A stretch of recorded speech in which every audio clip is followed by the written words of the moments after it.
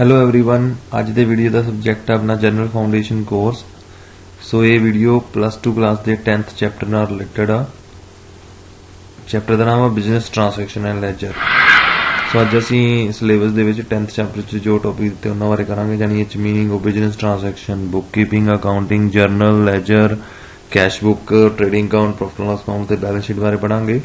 सो पहला business transaction की होंदी है, दो पर्सन जो गुड्स थिंग्स या सर्विसेज का एक्सचेंज करते हैं उन्होंने बिजनेस ट्रांसैक्शन कहते हैं। तो ये कैश ते क्रेडिट दोनों तरह के हो सकते हैं। दैन आ गया मीनिंग ऑफ बुक कीपिंग, जो बिजनेस बुक्स दी ट्रांसैक्शनस लिखिया जांदियां वा, जिस ढंग नाल बिजनेस दे विच बुक्स ने बिजनेस बुक्स च ट्रांसैक्शन लिखिया जांदियां वा उहनूं असीं बुक कीपिंग कहते हैं। ये बुक्स व्यापारिक किताबां दे विच लैन देन लिखण दी कला दे पहचान लैन देना पहले आइडेंटिफाई किया जाता वा, फिर उन्होंने किताबों में लिखा जाता वा। लेखा विधि मीनिंग ऑफ अकाउंटिंग, इनू बिजनेस की लैंग्वेज कहा जाता वा। बिजनेस के बारे इंफॉर्मेशन अकाउंटिंग तो ही पता लगती है। सो बिजनेस की स्टार्टिंग बुक कीपिंग तो होंगी है, बुक्स के अकाउंट जी ट्रांसैक्शन लिख ली जाती वा। उस तो बाद उन्होंने क्लासीफिकेशन किया जाता वा, उन्होंने समरी रूप च पेश किया जाता, फिर एनालिसिस करके जो रिजल्ट होंगे इंटरस्टेड परसनस नूं कम्यूनीकेट किए जाते हैं। सो ये मतलब बिजनेस ट्रांसैक्शन तो रिजल्ट करके उन्होंने संचार भी करती है। नैक्सट जर्नल आ गई। जर्नल आउंदी आ, इनू रोजनामा भी कहते हैं। फस्ट बुक ऑफ एंट्री होंगी है बिजनेस की ट्रांसैक्शन। सब तो पहला इस बुक च लिखे जाते हैं। इस बुक च ट्रांसैक्शन है जी डेट वाइज सीरीयल ऑर्डर च लिखी जाती है, चरोनोलॉजिकल ऑर्डर जिन्होंने कहते हैं। तो जी ट्रांसैक्शन आ डबल एंट्री सिस्टम के अकॉर्डिंगली लिखे जाते हैं। सब तो पहला ट्रांसैक्शन इस बुक च लिखिया जांदियां वा। ਇਹਦਾ परफॉर्मा ਹੁੰਦਾ ਵਾ, ਇਹਨੂੰ ਇੱਕ ਸਪੈਸੀਫਿਕ ਵੇ ਨਾਲ ਪ੍ਰਪੇਅਰ ਕੀਤਾ ਜਾਂਦਾ ਵਾ। ਇਹਦੇ ਪਰਫਾਰਮਾ ਦੇ ਵਿੱਚ ਇਹਦਾ ਪਰਫਾਰਮਾ ਵਾ। ਇਹਦੇ ਵਿੱਚ ਸਭ ਤੋਂ ਪਹਿਲਾਂ ਡੇਟ ਦਾ ਕਾਲਮ ਹੁੰਦਾ ਵਾ, ਜਿਸ 'ਚ ਅਸੀਂ ਮਿਤੀ ਲਿਖਦੇ ਹਾਂ, ਟ੍ਰਾਂਸੈਕਸ਼ਨ ਕਿਹੜੀ ਡੇਟ ਨੂੰ ਹੋਈ ਆ। ਦੈਨ ਪਾਰਟੀਕੂਲਰ ਦੇ ਵਿੱਚ ਅਸੀਂ ਡੈਬਿਟ ਹੋਣ ਵਾਲਾ ਤੇ ਕ੍ਰੈਡਿਟ ਹੋਣ ਵਾਲੇ ਅਕਾਊਂਟ ਨੂੰ ਲਿਖਦੇ ਹਾਂ, ਨਾਲ ਉਹਦੀ ਐਕਸਪਲੇਨੇਸ਼ਨ ਲਿਖੀ ਜਾਂਦੀ ਆ। थर्ड कॉलम ਦੇ ਵਿੱਚ ਲੈਜਰ ਫੋਲੀਓ 'ਚ ਜਿੱਥੇ ਅੱਗੇ ਟ੍ਰਾਂਸੈਕਸ਼ਨ ਲੈਜਰ ਨੈਕਸਟ ਬੁੱਕ 'ਚ ਲਿਖੀ ਜਾਊਗੀ ਉਹਦਾ ਪੇਜ ਨੰਬਰ ਲਿਖਦੇ ਹਾਂ। ਅਮਾਊਂਟ ਡੈਬਿਟ ਦੇ ਵਿੱਚ ਜਿਹੜਾ ਅਕਾਊਂਟ ਡੈਬਿਟ ਹੋਇਆ ਉਹ ਕਿੰਨੀ ਅਮਾਊਂਟ ਨਾਲ ਡੈਬਿਟ ਹੋਇਆ ਉਹ ਅਮਾਊਂਟ ਇੱਥੇ ਲਿਖ ਦਿੰਦੇ ਆ। ਕ੍ਰੈਡਿਟ ਅਮਾਊਂਟ ਕਾਲਮ ਦੇ ਵਿੱਚ ਜਿੰਨੀ ਅਮਾਊਂਟ ਜਿਹੜਾ ਅਕਾਊਂਟ ਕ੍ਰੈਡਿਟ ਹੋਇਆ ਕਿੰਨੀ ਅਮਾਊਂਟ ਨਾਲ ਕ੍ਰੈਡਿਟ ਹੋਇਆ ਇਸ ਕਾਲਮ ਦੇ ਵਿੱਚ ਲਿਖਿਆ ਜਾਂਦਾ। ਡਿਟੇਲ 'ਚ ਕਾਲਮ ਦੀ ਐਕਸਪਲੇਨੇਸ਼ਨ ਆ ਨੀਚੇ ਦਿੱਤੀ ਹੋਈ ਆ। ਨੈਕਸਟ ਸਿੰਪਲ ਜਿਹੜੀਆਂ ਐਂਟਰੀਜ਼ ਅਸੀਂ ਜਰਨਲ ਦੇ ਵਿੱਚ ਲਿਖਦੇ ਹਾਂ ਉਹਨਾਂ ਦੇ ਵਿਆਖਿਆ हेठ लिखे अनुसार आ भी व्याख्या इत्थे की गई है। जी सिंपल ट्रांसैक्शन या सधारण लेन देन किहड़े हुंदे वो हुंदे जिन्हां दो अकाउंट ही इनवॉल्व होंगे, एक अकाउंट डेबिट हो रहा है दूसरा अकाउंट क्रेडिट हो रहा। जिवें simple transaction they business started with cash only, जो बिजनेस क्लास स्टार्ट किया, जिवें Ram started business with cash, तो ये दो अकाउंट खोले जाएंगे, पहला कैश अकाउंट दूजा Ram capital account. Cash business च आ रहा है इस करके कैश अकाउंट डेबिट हो जाएगा 10,000 रुपीज़ नाल, ते एक राम दे गिवर आ तो इस करके राम का अकाउंट क्रेडिट हो जाएगा। एंट्री आ जाएगी being cash account debit to Ram capital account being business started. Second entry होगी ये व्यापारिक माल खरीदना जो गुड्स परचेज की जाती है। उदाहरण गुड्स परचेज फॉर 10,000। हुण इस ट्रांसैक्शन के भी टू अकाउंट है, एक तो परचेज अकाउंट हो गया, एक कैश अकाउंट हो गया। गुड्स लवांगे तो कैश देवांगे, गुड्स लै रहे हैं इस करके परचेज अकाउंट डेबिट हो जाएगा, कैश दे रहे हैं इस करके कैश अकाउंट क्रेडिट हो जाएगा। एंट्री आ जाएगी बीइंग गुड्स परचेज्ड। दैन व्यापारिक माल उधार खरीदना, जो असीं गुड्स उधार खरीदिया हुण कैश नहीं दिता, गुड्स तो आईयां ही आ। सो जिवें ट्रांसैक्शन आ being goods purchase from Mohan on credit, हुण मोहन तो समान खरीदिया कैश नहीं दिता, सो गुड्स तो आईयां ही आ, परचेज अकाउंट डेबिट हो जाएगा 10,000 नाल। हुण मोहन आ जिहड़ा गिवर है इस करके मोहन अकाउंट क्रेडिट हो जाएगा 10,000 नाल बीइंग गुड्स परचेज। एंट्री आ जाएगी। नैक्सट है व्यापारिक माल की बिक्री, जो गुड्स सोल्ड करती हैं बीइंग गुड्स सोल्ड, यानी गुड्स सोल्ड फॉर 9,000। ये अपनी एग्जाम्पल आ। तो ये भी दो अकाउंट आउणगे, जो असीं गुड्स सोल्ड करते हैं कैश रिसीव होंदा इस करके कैश अकाउंट डेबिट हो जाएगा। टू सेल आएगा, जो भी गुड्स बेचते हैं असीं सेल अकाउंट सेल्स अकाउंट लिखते हैं, सो टू सेल्स आएगा जो गुड्स जा रही वा इस करके सेल अकाउंट क्रेडिट होएगा। नरेशन आ जाएगी बीइंग गुड्स सोल्ड। नैक्सट आ गया व्यापारिक माल की उधार बिक्री, sale of goods on credit.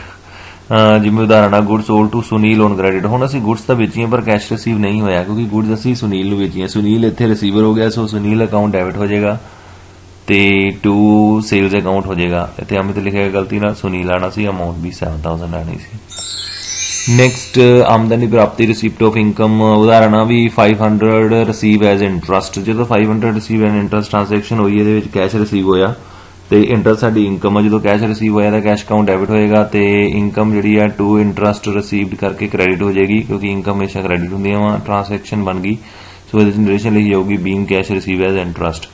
So next सधारण जिहड़ा ट्रांसैक्शन है ਉਹਦੇ आते हैं व्यापारिक खर्चे। कोई किन्नी तरह के खर्चे होंगे बिजनेस दे विच।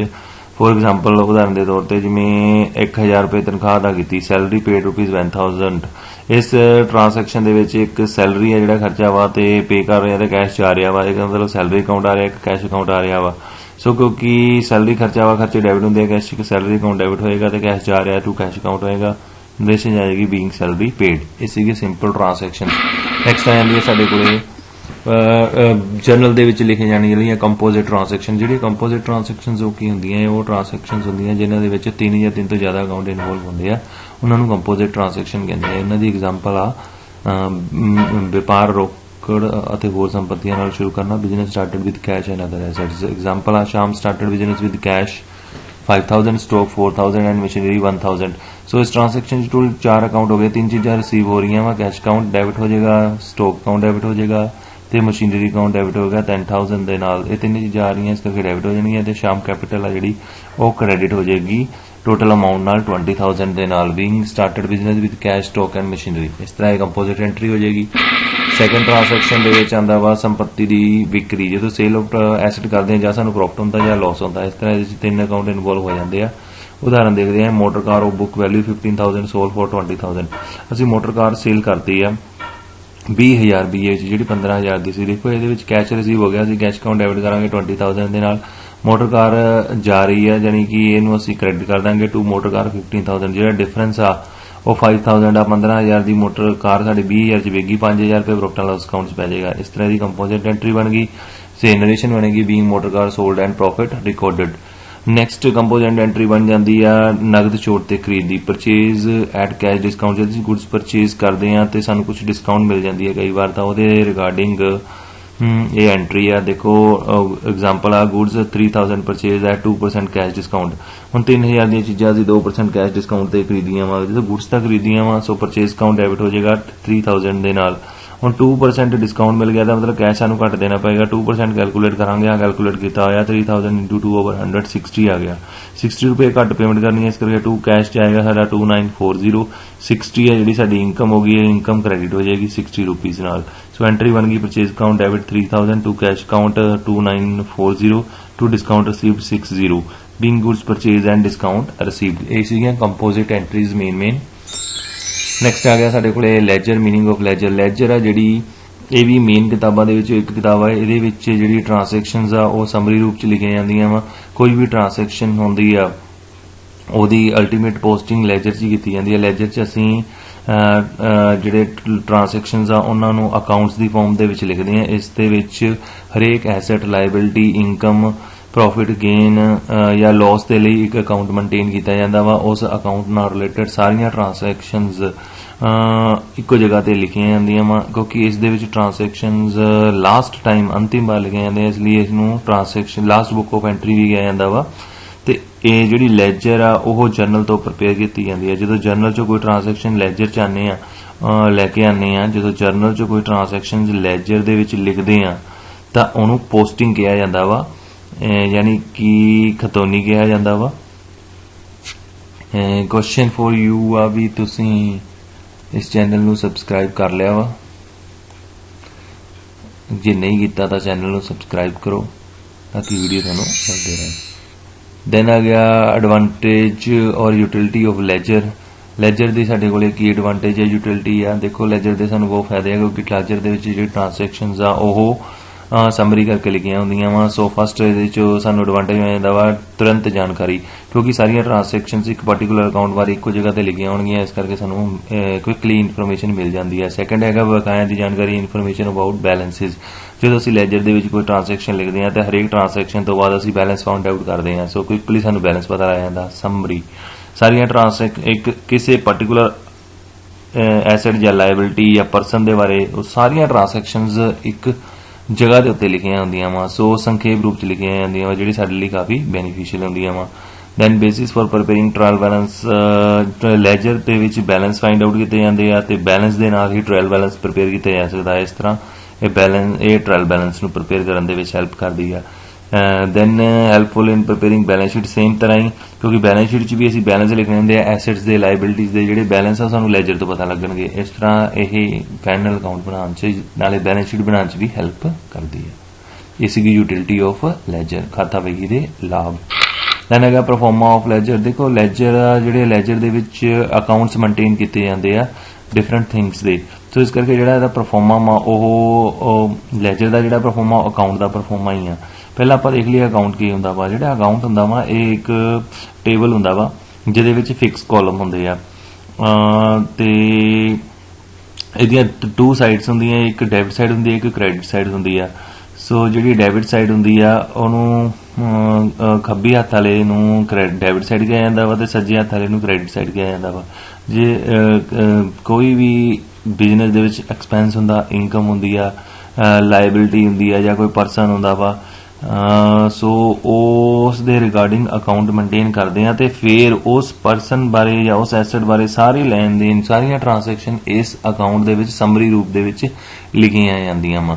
ਸੋ ਇਹ ਕਿਸੇ ਪਾਰਟਿਕੂਲਰ ਐਸੈਟ ਲਾਇਬਿਲਿਟੀ ਐਕਸਪੈਂਸ ਦੇ ਰਿਗਾਰਡਿੰਗ ਜੋ ਟ੍ਰਾਂਜੈਕਸ਼ਨ ਹੋਈਆਂ ਵਾ ਉਹਨਾਂ ਨੂੰ ਇੱਕ ਸਮਰੀ ਰੂਪ 'ਚ ਪ੍ਰੈਜ਼ੈਂਟ ਕਰਦਾ ਵਾ। ਉਦਾਹਰਨ ਦੇ ਤੌਰ ਤੇ ਕੋਈ ਪਰਸਨ ਆ ਰਾਮ, ਉਹਦੇ ਨਾਲ ਜੋ ਵੀ ਲੈਣ ਦੇਣ ਹੋਇਆ ਉਹ ਸਾਰੇ ਫਿਰ ਇੱਕੋ ਜਗ੍ਹਾ ਤੇ ਇੱਕੋ ਥਾਂ ਦੇ ਵਿੱਚ ਇੱਕ ਟੇਬਲ ਦੇ ਵਿੱਚ ਲਿਖੇ ਜਾਣ ਤਾਂ ਉਸ ਟੇਬਲ ਨੂੰ ਅਸੀਂ ਰਾਮ ਦਾ ਅਕਾਊਂਟ ਕਵਾਂਗੇ। ਪਰ ਇਹਨੂੰ ਇੱਕ ਸਪੈਸੀਫਿਕ ਵੇ ਨਾਲ ਪ੍ਰੀਪੇਅਰ ਕਰਦੇ ਆ। ਇਹਦਾ ਪਰਫਾਰਮਾ ਵੀ ਇਹਦੇ ਵਿੱਚ ਇੱਕ ਸਾਈਡ ਹੁੰਦੀ ਹੈ ਡੈਬਿਟ ਸਾਈਡ ਵਿੱਚ 4 ਕਾਲਮ ਹੋ ਗਏ, date, particular ledger folio, amount, date of transaction ਲਿਖੀ ਜਾਊਗੀ, ਪਾਰਟਿਕੂਲਰ ਦੇ ਵਿੱਚ ਲਿਖਿਆ ਜਾਊਗਾ ਅਕਾਊਂਟ ਕਿਉਂ ਡੈਬਿਟ ਹੋਇਆ ਵਾ, ਲੈਜਰ ਜਨਰਲ ਫੋਲੀਓ ਦੇ ਵਿੱਚ ਜਨਰਲ ਦੀ ਕਿਹੜੀ ਐਂਟਰੀ ਤੁਸੀਂ ਇੱਥੇ ਲਿਖ ਰਹੇ ਹੋ ਤੇ ਇੱਥੇ ਅਮਾਊਂਟ ਲਿਖੀ ਜਾਊਗੀ ਕਿੰਨੀ ਅਮਾਊਂਟ ਨਾਲ ਡੈਬਿਟ ਹੋਇਆ। ਇਸੇ ਤਰ੍ਹਾਂ ਇੱਧਰ ਲਿਖੀ ਜਾਊਗੀ ਡੇਟ, ਇੱਥੇ ਲਿਖਿਆ ਜਾਊਗਾ ਕਿਹੜੇ ਅਕਾਊਂਟ ਨੇ ਇਹਨੂੰ ਕ੍ਰੈਡਿਟ ਕੀਤਾ, ਕਿਉਂ ਕ੍ਰੈਡਿਟ ਹੋਇਆ, ਇੱਧਰ ਫੋਲੀਓ ਦੇ ਵਿੱਚ ਡੇਟ ਲਿਖੀ, ਪੇਜ ਨੰਬਰ ਲਿਖਿਆ ਜਾਊਗਾ, ਇੱਥੇ ਅਮਾਊਂਟ ਲਿਖੀ ਜਾਊਗੀ ਕਿੰਨੇ ਨਾਲ ਕ੍ਰੈਡਿਟ ਹੋਇਆ ਵਾ। ਇਹਦੀ ਡਿਟੇਲ ਸਾਰੀ ਨੀਚੇ ਲਿਖੀ ਹੋਈ ਆ, ਵੀਡੀਓ ਪੌਜ਼ ਕਰਕੇ ਦੇਖ ਸਕਦੇ ਹੋ। ਨੈਕਸਟ ਆ ਗਿਆ ਕੈਸ਼ ਬੁੱਕ। ਕੈਸ਼ ਬੁੱਕ ਕੀ ਹੁੰਦੀ ਆ? ਸੋ ਇਹ ਜਿਹੜੀ ਹੁੰਦੀ ਹੈ ਸਬਸਿਡਰੀ ਬੁੱਕ ਹੁੰਦੀ ਆ। ਸੋ ਇਹਦੇ ਵਿੱਚ ਸਿਰਫ ਕੈਸ਼ ਟ੍ਰਾਂਜੈਕਸ਼ਨ ਲਿਖਦੇ ਆ। ਕੈਸ਼ ਤੋਂ ਮੀਨਿੰਗ ਹੁੰਦਾ ਵਾ ਨਗਦ, ਬੈਂਕ ਬਾਕੀ ਤੇ ਚੈੱਕ। ਇਹਦੇ ਵਿੱਚ ਜਿਹੜੀ ਟ੍ਰਾਂਜੈਕਸ਼ਨ ਆ ਉਹ ਡੇਟ ਵਾਈਜ਼ ਲਿਖੀਆਂ ਜਾਂਦੀਆਂ, ਉਦਾਂ ਹੀ ਚਰੋਨੋਲੋਜੀਕਲ ਆਰਡਰ 'ਚ ਲਿਖੀਆਂ ਜਾਂਦੀਆਂ ਵਾ। ਤੇ ਜਿਹੜੀ ਕੈਸ਼ ਨਾਲ ਰਿਲੇਟਡ ਜਦੋਂ ਅਸੀਂ ਬੁੱਕਸ ਦੇ ਵਿੱਚ ਜਦੋਂ ਅਸੀਂ ਬਿਜ਼ਨਸ ਦੇ ਵਿੱਚ ਸਬਸਿਡਰੀ ਬੁੱਕਸ ਲਾਈਆਂ ਹੋਣ ਯਾਨੀ ਕਿ ਕੈਸ਼ ਬੁੱਕ ਮੇਨਟੇਨ ਕੀਤੀ ਹੋਈ ਤਾਂ ਕੈਸ਼ ਦੀਆਂ ਟ੍ਰਾਂਜੈਕਸ਼ਨ ਸਭ ਤੋਂ ਪਹਿਲਾਂ ਕੈਸ਼ ਬੁੱਕ 'ਚ ਹੀ ਲਿਖੀਆਂ ਜਾਂਦੀਆਂ ਵਾ ਤੇ ਉਹ ਟ੍ਰਾਂਜੈਕਸ਼ਨ ਨਾ ਤਾਂ ਫਿਰ ਜਰਨਲ 'ਚ ਲਿਖੀਆਂ ਜਾਂਦੀਆਂ ਨਾ ਹੀ ਇਹ ਲੈਜਰ ਦੇ ਵਿੱਚ ਕੋਈ ਕੈਸ਼ ਅਕਾਊਂਟ ਬਣਾਇਆ ਜਾਂਦਾ ਵਾ। ਸੋ ਫਿਰ ਸਾਰੀਆਂ ਟ੍ਰਾਂਜੈਕਸ਼ਨ ਕੈਸ਼ ਬੁੱਕ ਦੇ ਵਿੱਚ ਹੀ ਲਿਖੀਆਂ ਜਾਂਦੀਆਂ, ਇਹਦੇ ਵਿੱਚ ਕੋਈ ਵੀ ਉਧਾਰ ਟ੍ਰਾਂਜੈਕਸ਼ਨ ਨਹੀਂ ਲਿਖੀ ਜਾਂਦੀ। ਸੋ ਇਹਦੇ ਵਿੱਚ ਇੱਕ ਸਿੰਪਲ ਕੈਸ਼ ਬੁੱਕ ਆਉਂਦੀ ਹੈ, ਸਧਾਰਨ ਰੋਕੜ ਵੀ ਕਹਿੰਦੇ ਆ। ਸਿੰਪਲ ਕੈਸ਼ ਬੁੱਕ ਦੇ ਵਿੱਚ ਅਸੀਂ ਸਿਰਫ ਕੈਸ਼ ਬਾਰੇ ਲਿਖਦੇ ਹਾਂ, ਕਿੰਨਾ ਕੈਸ਼ ਰਿਸੀਵ ਹੋਇਆ, ਕਿੰਨਾ ਕੈਸ਼ ਚਲਾ ਗਿਆ। ਕੈਸ਼ ਦਾ ਮਤਲਬ ਭਾਵ ਸਿਰਫ ਰੋਕੜ ਤੋਂ ਆ। ਇਹਦੇ ਵਿੱਚ 2 ਸਾਈਡਸ ਹੁੰਦੀਆਂ, ਇੱਕ ਰਿਸੀਵ ਸਾਈਡ ਹੁੰਦੀ ਹੈ, ਇੱਕ ਪੇਮੈਂਟ ਸਾਈਡ ਹੁੰਦੀ ਹੈ। ਇਹਦਾ ਪਰਫਾਰਮਾ ਵਾ ਦੇਖੋ, ਇਹਦੀ ਰਿਸੀਵ ਸਾਈਡ ਆ ਜਿਹੜੀ ਇੱਧਰ ਅਸੀਂ ਲਿਖਦੇ ਹਾਂ ਖੱਬੇ ਹੱਥ ਲਿਖਦੇ ਹਾਂ ਡੇਟ, ਜਿਹਦੀ ਟ੍ਰਾਂਜੈਕਸ਼ਨ ਨੂੰ ਡੇਟ ਹੋਈ ਆ, ਰਸੀਪਟ ਜਿੱਥੋਂ ਸਾਨੂੰ ਰੁਪਈਏ ਮਿਲੇ ਆ, ਲੈਜਰ ਫੋਲੀਓ ਵੀ ਕਿਹੜੇ ਪੇਜ ਤੋਂ ਅਸੀਂ ਐਂਟਰੀ ਲੈਤੀ ਆ ਤੇ ਅਮਾਊਂਟ ਕਿੰਨੀ ਅਮਾਊਂਟ ਸਾਨੂੰ ਰਿਸੀਵ ਹੋਈ ਆ। ਇੱਧਰ ਅਸੀਂ ਪੇਮੈਂਟ ਲਿਖਾਂਗੇ ਕਿਹੜੀ ਡੇਟ ਨੂੰ ਪੇਮੈਂਟ ਕੀਤੀ ਆ, ਕਿਸ ਲਈ ਪੇਮੈਂਟ ਕੀਤੀ ਹੈ, ਜਿਵੇਂ ਸੈਲਰੀ ਲਈ ਪੇਮੈਂਟ ਕੀਤੀ ਹੈ ਬਾਏ ਸੈਲਰੀ। ਤੇ ਇੱਧਰ ਅਸੀਂ ਲਿਖਾਂਗੇ ਪੇਜ ਨੰਬਰ, ਸੈਲਰੀ ਕਿਹੜੇ ਅਕਾਊਂਟ ਤੇ ਤੁਸੀਂ ਐਂਟਰੀ ਕੀਤੀ ਹੈ ਜਾ ਕੇ। ਉਸ ਤੋਂ ਬਾਅਦ ਇੱਧਰ ਅਸੀਂ ਅਮਾਊਂਟ ਲਿਖਾਂਗੇ ਜਿੰਨੀ ਅਮਾਊਂਟ ਪੇ ਕੀਤੀ ਹੈ। ਇਹਦੀ ਐਕਸਪਲੇਨੇਸ਼ਨ ਕਾਲਮ ਦੀ ਆ ਡਿਟੇਲ 'ਚ ਦਿੱਤੀ ਹੋਈ ਆ। 3 ਖਾਨੇ ਵਾਲੀ ਰੋਕੜ ਵਹੀ, ਟ੍ਰਿਪਲ ਕਾਲਮ ਕੈਸ਼ ਬੁੱਕ। ਜਿਹੜੀ 3 ਖਾਨੇ ਵਾਲੀ ਰੋਕੜ ਵਹੀ ਹੁੰਦੀ ਹੈ ਇਹਦੇ ਵਿੱਚ ਰਿਸੀਪਟ ਸਾਈਡ ਦੇ ਵਿੱਚ ਅਮਾਊਂਟ ਲਈ 3 ਕਾਲਮ ਹੁੰਦੇ ਆ, ਡਿਸਕਾਊਂਟ ਦਾ, ਕੈਸ਼ ਦਾ, ਬੈਂਕ ਦਾ। ਇਸੇ ਤਰ੍ਹਾਂ ਰਾਈਟ ਹੈਂਡ ਸਾਈਡ ਤੇ ਪੇਮੈਂਟ ਸਾਈਡ ਤੇ ਵੀ ਡਿਸਕਾਊਂਟ ਦੇ ਲਈ ਅਮਾਊਂਟ ਦੇ ਲਈ ਡਿਸਕਾਊਂਟ, ਕੈਸ਼ ਤੇ ਬੈਂਕ ਦਾ ਕਾਲਮ ਹੁੰਦੇ ਆ। ਤੇ ਜਿਹੜਾ ਕੈਸ਼ ਹੁੰਦਾ ਉਹਦੇ ਵਿੱਚ ਕੈਸ਼ ਦਾ ਕਾਲਮ ਹੁੰਦਾ ਉਹ 'ਚ ਕੈਸ਼ ਰੋਕੜ ਬਾਰੇ ਲਿਖਿਆ ਜਾਂਦਾ, ਬੈਂਕ ਦੇ ਵਿੱਚ ਚੈੱਕ ਬਾਰੇ ਲਿਖਿਆ ਜਾਂਦਾ ਜਦੋਂ ਬੈਂਕ ਨਾਲ ਪੇਮੈਂਟ ਕਰਦੇ ਆ ਜਾਂ ਰਿਸੀਵ ਕਰਦੇ ਆ। ਤੇ ਡਿਸਕਾਊਂਟ ਦੇ ਵਿੱਚ ਜਿੰਨੀ ਡਿਸਕਾਊਂਟ ਅਸੀਂ ਰਿਸੀਵ ਕੀਤੀ ਆ ਉਹ ਪੇਮੈਂਟ ਵਾਲੀ ਸਾਈਡ ਯਾਨੀ ਕਿ ਸੱਜੇ ਹੱਥ ਲਿਖੀ ਜਾਊਗੀ ਤੇ ਜਿੰਨੀ ਡਿਸਕਾਊਂਟ ਅਸੀਂ ਅਲਾਉਡ ਕੀਤੀ ਆ ਉਹ ਸਾਰੀ ਖੱਬੇ ਹੱਥ ਲਿਖੀ ਜਾਂਦੀ ਆ। ਜਦੋਂ ਵੀ ਕੋਈ ਅਸੀਂ ਅਮਾਊਂਟ ਰਿਸੀਵ ਕਰਦੇ ਆ ਉਹਨੂੰ ਅਸੀਂ ਡੈਬਿਟ ਸਾਈਡ ਲਿਖਦੇ ਆ ਤੇ ਜੇ ਉਹਦੇ 'ਚ ਕੋਈ ਡਿਸਕਾਊਂਟ ਦਿੱਤੀ ਆ ਤਾਂ ਉਹਨੇ ਨਾਲ ਉਹਦੀ ਅਮਾਊਂਟ ਲਿਖ ਦਿੰਦੇ ਆ। ਜੇ ਚੈੱਕ ਰਿਸੀਵ ਕੀਤਾ ਉਹ ਡੈਬਿਟ ਸਾਈਡ ਲਿਖਿਆ ਜਾਂਦਾ ਵਾ ਤੇ ਇਦਾਂ ਹੀ ਜੇ ਕੋਈ ਚੈੱਕ ਰਾਹੀਂ ਪੇਮੈਂਟ ਕੀਤੀ ਜਾਂਦੀ ਉਹ बाय वाली साइड यानी कि क्रेडिट साइड लिखी जाती है, पेमेंट साइड लिखी जाती है। इस तरह ये जी ट्रिपल कॉलम कैश बुक होंगी है। ट्रिपल कॉलम कैश बुक की सब तो बड़ी जी विशेषता होंगी है, फीचर होंगी है, वो होंगी है कॉन्ट्रा एंट्रीज। कॉन्ट्रा एंट्रीज की होंगी है, वो एंट्रीज होंगी वा जिहड़ियां कैश बुक दे विच दोने साइड दे विच लिखियां जांदियां वा, यानी कि इनू असीं रिसीप्ट साइड दे विच भी इक्को ट्रांसैक्शन ऑन रिसीप्ट साइड दे विच भी लिखदे हां ते पेमेंट साइड 'च लिखदे हां। ये जिहड़ियां कॉन्ट्रा एंट्रीज होंदियां वा ये उन्हां ट्रांसैक्शन लई होंदियां जिस च कैश ते बैंक दोने इनवोल्व होण। जिवें असीं बैंक चों पैसा कढवाया या बैंक 'च पैसा जमा करवाया तां इस ट्रांसैक्शनस दे विच कॉन्ट्रा एंट्री पऊगी, क्योंकि जदों असीं बैंक चों पैसा कढवाने आ तां कैश सानूं रिसीव हुंदा वा, कित्थों आंदा वा, बैंक तो आंदा, टू बैंक लिखदे आ। यही एंट्री नूं असीं लिखदे आ भी इधर बैंक चों रुपया चला गया, कित्थे चला गया, बाय कैश, कैश 'च चला गया। ते लैजर फोलियो वाले कालम दे विच असीं इस ट्रांसैक्शन दे सामने सी पा दिंदे आ। सी तो मतलब हुंदा वा कॉन्ट्रा। सो आ इहदा परफॉर्मा हो गया इन द बुक ऑफ अकबर ट्रिपल कॉलम कैश बुक। आ इहदी साइड होगी जिन्हों आपां कहने आ रिसीप्ट साइड बैंक वाले कॉलम तक, फिर आह जी पेमेंट साइड होगी। सो तीन तीन कॉलम होंदे अमाउंट के लिए। नैक्सट आ गया ट्रेडिंग अकाउंट, व्यापारिक खाता। जो ट्रेडिंग अकाउंट आ जो फाइनल अकाउंट प्रिपेयर करते हैं सब तो पहले ट्रेडिंग अकाउंट बनाया जाता वा। इस ट्रेडिंग अकाउंट दे विच ग्रॉस प्रॉफिट पता लगता वा सानू, यानी कुल लाभ पता करते हैं। ये डेबिट साइड के उत्ते ओपनिंग स्टॉक, परचेज के डायरैक्ट एक्सपेंस लिखे जाते हैं। क्रेडिट साइड के सेल, क्लोजिंग स्टॉक लिखे जाते हैं। जे डेबिट साइड का जे क्रेडिट साइड का टोटल डेबिट साइड नालों ज़्यादा होंदा वा तां ग्रॉस प्रॉफिट हो जाता वा, जे डेबिट साइड का टोटल ज़्यादा निकल जाता वा तां लॉस हो जाता वा। ये दा परफॉर्मा वा ट्रेडिंग अकाउंट का। ओपनिंग स्टॉक, परचेज, ये सारे डायरैक्ट एक्सपेंस आ जिहड़े गुड्स नूं बनाउण ते परचेज करन दे रिगार्डिंग कीते जांदे, जिवें carriage, royalty, wages, consumable store, manufacturing expense, factory expense, ये सारे डायरैक्ट एक्सपेंस है। नैक्सट आ गया साडे कोले प्रॉफिट एंड लॉस अकाउंट, लाभहानी खाता। जिहड़ा प्रॉफिट एंड लॉस अकाउंट आ यह ट्रेडिंग अकाउंट तो बाद प्रिपेयर किया जाता वा। यह व्यापार दे विच होए शुद्ध लाभ या शुद्ध हानि नूं पता करन दे लई कीता जांदा वा। इस अकाउंट दे विच भी दो साइड्स हुंदी, एक डेबिट साइड ते एक क्रेडिट साइड। डेबिट साइड दे विच असीं जिहड़े इनडायरैक्ट एक्सपेंसिस हुंदे आ वो सारे लिख दिंदे आ, जो एक्सपेंस असीं ट्रेडिंग अकाउंट 'च नहीं लिखे। ते क्रेडिट साइड 'च सारियां इनकम लिखियां जांदियां वा, जोरियां बिजनेस या नॉन बिजनेस इनकम्स हुंदियां वा, वो सारियां मैंशन हुंदियां वा। जिहड़ा प्रॉफिट एंड लॉस अकाउंट आ इहनूं असीं ग्रॉस प्रॉफिट या ग्रॉस लॉस नाल स्टार्ट करदे आ। जे ग्रॉस प्रॉफिट हुंदा उहनूं असीं by credit side by gross profit करके लिख दिंदे आ। जे लॉस हुंदा टू ग्रॉस लॉस करके लिख दिंदे आ। फिर असीं दोने साइड्स दा टोटल लगाने आ। जे डेबिट साइड दा टोटल ज़्यादा हो जांदा वा तां लॉस हो जाता वा, जे क्रेडिट साइड का टोटल डेबिट साइड नालों ज़्यादा हो जाता वा तां नैट प्रॉफिट हुंदा, जिन्हों असीं बैलेंस शीट दे विच कैपिटल दे विच ऐड कर दिंदे आ। सो ये प्रॉफिट एंड लॉस अकाउंट का परफॉर्मा वा। नैक्सट आ गया साडे कोले बैलेंस शीट। बैलेंस शीट जिहड़ी स्थिति विवरण आ यह एक पर्टिकुलर डेट नूं तैयार की जाती है। यह बिजनेस की पोजीशन बारे, फाइनैंशियल पोजीशन बारे इंफॉर्मेशन दिंदी आ। ज़्यादातर इहनूं असीं साल दे एंड दे विच प्रिपेयर करदे आ। इहदे विच एक स्टेटमेंट हुंदी है, इहदे विच टू साइड्स हुंदियां वा, एक एसेट साइड, एक लाइबिलिटी साइड। जिहड़ी खब्बे हत्थ हुंदी है उहनूं लाइबिलिटी साइड कहा जांदा है। इह च डिफरेंट टाइप्स दी लाइबिलिटीज़ लिखियां जांदियां, ओनर दी लाइबिलिटीज़ ते आउटसाइडर दी लाइबिलिटीज़ लिखियां जांदियां वा। ते जिहड़ी इहदी राइट हैंड साइड हुंदी आ उहदे विच एसेट्स लिखियां जांदियां वा। एसेट नूं क्लासीफाई, एसेट नूं लिखण लगे असीं different type the assets classification कर लैंदे आ। ते एसेट्स ते लाइबिलिटीज़ का टोटल आ जिहड़ा हमेशा वो बराबर हुंदा वा। ये बैलेंस शीट का परफॉर्मा वा। देखो proforma of balance sheet as on किसी भी डेट नूं इहनूं प्रिपेयर किया जांदा वा। ज़्यादातर साल के एंड 'च प्रिपेयर की जाती है। ये लाइबिलिटी साइड होगी, इस असीं करंट लाइबिलिटी दिंदे आ जिन्हां दा सानूं 1 साल दे विच पेमेंट करनी पैंदी है। इहदे विच इनकम रिसीविंग एडवांस आ जांदे, आउटस्टैंडिंग एक्सपेंस आ जांदे, बिल पेबल आ जांदे आ। फिर फिक्स लाइबिलिटी आंदी है जिन्हां दा लंबे समय बाद पेमेंट करनी है। फिर ओनर्स फंड आ जांदे आ ते कैपिटल आ जांदी है। इधर एसेट्स दे विच असीं करंट एसेट लिखते हैं जिन्हां नूं 1 साल दे विच जिहड़ियां कैश च रिलाइज हो जांदियां वा, जिवें cash in hand, bank sundry debtor वगैरह, इन्वेंटरी आ जांदी है। फिर लॉन्ग टर्म इन्वेस्टमेंट आ जांदी है। फिर fixed asset, land, building, machinery, vehicles आ जांदे आ ते मिसलेनियस एक्सपेंस आ जांदे आ। बैलेंस शीट च जिहड़ी एसेट साइड का टोटल आ हमेशा ही लाइबिलिटी साइड के टोटल के बराबर हुंदा वा। So thank you very much for watching.